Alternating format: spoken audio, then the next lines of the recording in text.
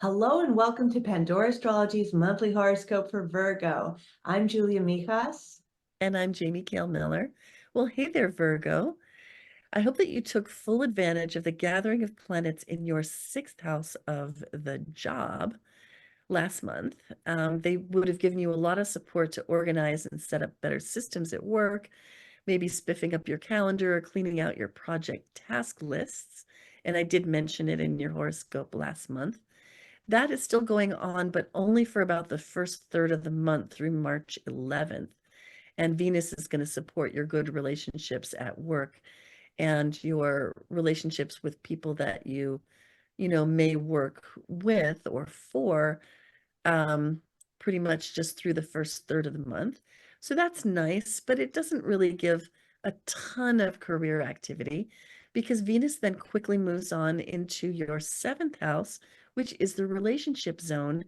And she is so happy to arrive here that she kind of is going to grab your attention. So the seventh house is the domain of partnership, and Venus is the owner of this house. She rules the seventh house naturally. They share the same themes, and also by great good fortune, Venus happens to be in Pisces while she's in this house in your chart. So that's terrific because Venus is exalted in Pisces, loves to be in Pisces, and is comfortably at home in your seventh house as well. So this is a really great placement for relationships this month. And she enters into the seventh house on March 11th, and will be there for the rest of the month, bringing more charm and grace and beauty to your relationships. So if you're in a dating mode, this is so good for that.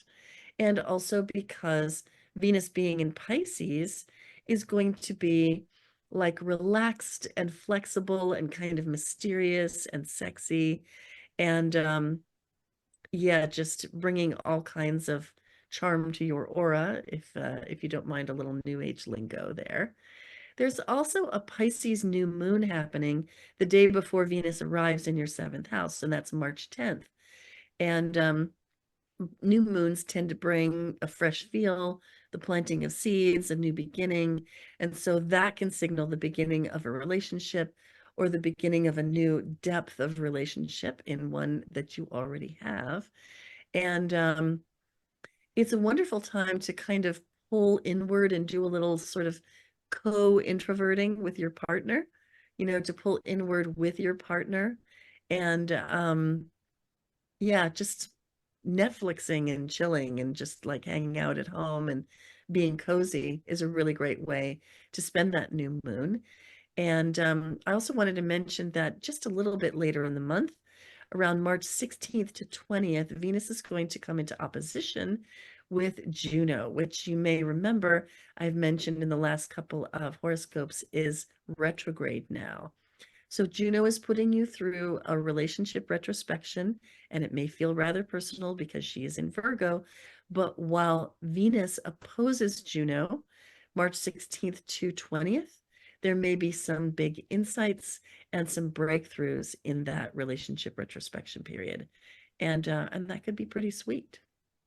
Hey, Julia, what's up in the realm of money for the Virgos this month? Well, we definitely have some activity happening in the finance department for you, Virgo. There's a lunar eclipse going on in your second house of money and stuff this month around March 25th. It's Mm. kind of highlighting that second eighth house axis. And lunar eclipses can be times of closing, kind of finishing things off. So there might be some letting go happening in second house matters. Maybe you're finally getting rid of some possession that, you just really don't feel like you need or want to spend time and money maintaining anymore. Your eighth house is filling up the second half of the month.